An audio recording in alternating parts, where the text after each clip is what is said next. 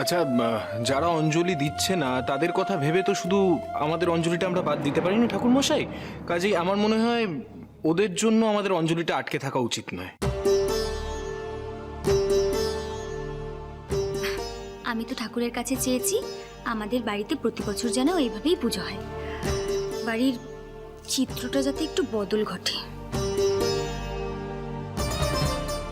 মিমি, তুমি কি বলতে চাইছো বলো তো?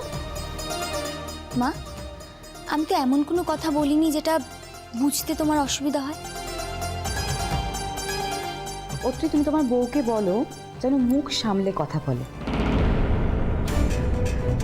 এভাবে না আমাদের বাড়িতে কেউ কথা বলে না কিন্তু। বলি, ও ননদিনী, অঞ্জলিটা ঠিক করে দাও। আর নিজেদের যদি ঠিক করে দিতে মন না চায় তাহলে অন্য যারা ঠিক করে দিচ্ছে তাদেরকে ব্যাগড়া দিও নি। মায়ের কাছে মন পেতে মনটাকে স্থির করে সব জিনিসপত্র চাইতে হয়। যদি আমার মরণ কামনাও করো তাহলেও তো সেটা মন দিয়ে চাইতে হবে, নইলে হবে কি করে বলে দিগিনি? আরে বাবা, এতটুকু শান্তি নেই এ বাড়িতে। শান্তি খোঁজার চেষ্টা করো না, ঠিক পাবে।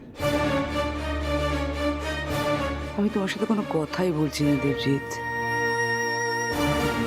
আমাদের সবার ওই একই কথা মা।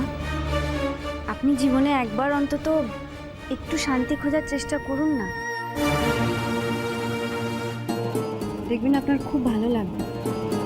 তার চেয়ে বড় কথা, আপনার জীবনে তো এত অশান্তি থাকার কথাই না।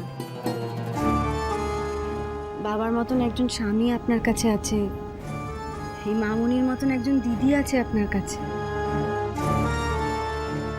যে কিনা নিজের পাঁজর জ্বালিয়ে আপনাকে সুখী করার চেষ্টা করেছে। তারপরেও কি করে মা আপনার জীবনে এত অশান্তি থাকে? একদমই তাই মা। তুমি যদি সুখী হতে চাইতে না, তাহলে তোমার থেকে সুখী আর কেউ হতে পারত না।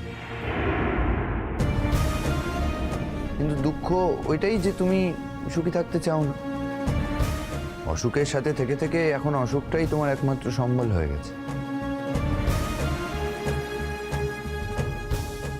আমরাও তো সুখী হতে চাই মা। তোমার অসুখ আমাদের কতটা অসুখী করে তোলে তুমি বুঝতে পারো না। কত শখ করে আমরা সবাই দুর্গাপুজো শুরু করেছিলাম, তার মধ্যে এরকম একটা দুর্যোগ ঘটে গেছে।